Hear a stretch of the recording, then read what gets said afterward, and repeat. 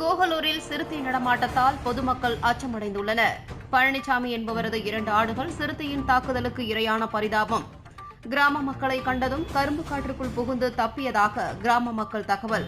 சிறுத்தையை பிடித்து அப்புறப்படுத்த கிராம மக்கள் கோரிக்கை விடுத்துள்ளனர்.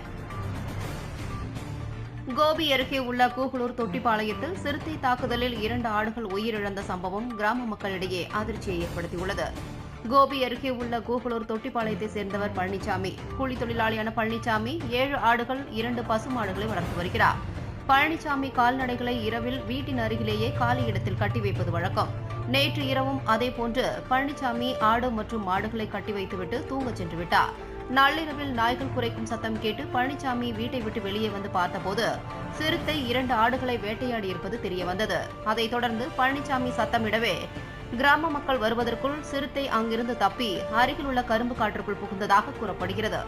இரவில் பயத்தின் காரணமாக கிராம மக்கள் அங்கு வராத நிலையில் இன்று காலை வந்து பார்த்தபோது ஒரு ஆட்டை பாதி அளவிற்கு தின்ற நிலையில் மற்றொரு ஆட்டை தாக்கி கொன்றுள்ளது தெரியவந்தது. அதைத் தொடர்ந்து கிராம மக்கள் இதுகுறித்து டிஎன்பாளையம் வனத்துறைக்கு தகவல் தெரிவித்தனர்.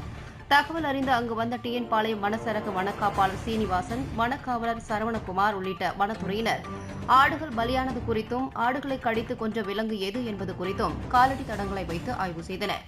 அதைத் தொடர்ந்து நள்ளிரவில் நடந்த சம்பவம் குறித்து கிராம மக்களிடம் வனத்துறையினர் விசாரணை நடத்தினர்.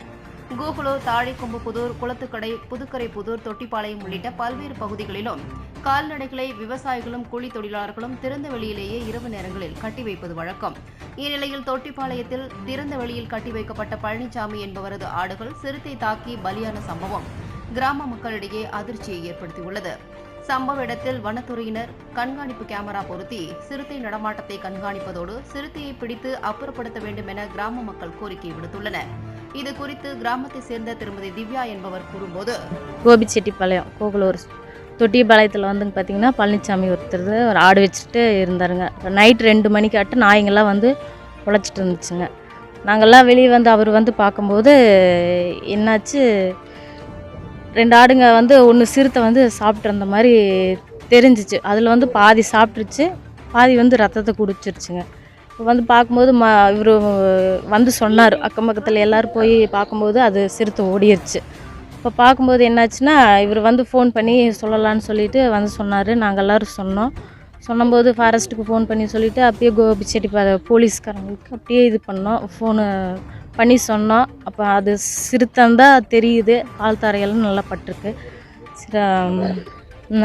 அதுக்கான நடவடிக்கை நீங்கள் தான் எடுக்கணும்.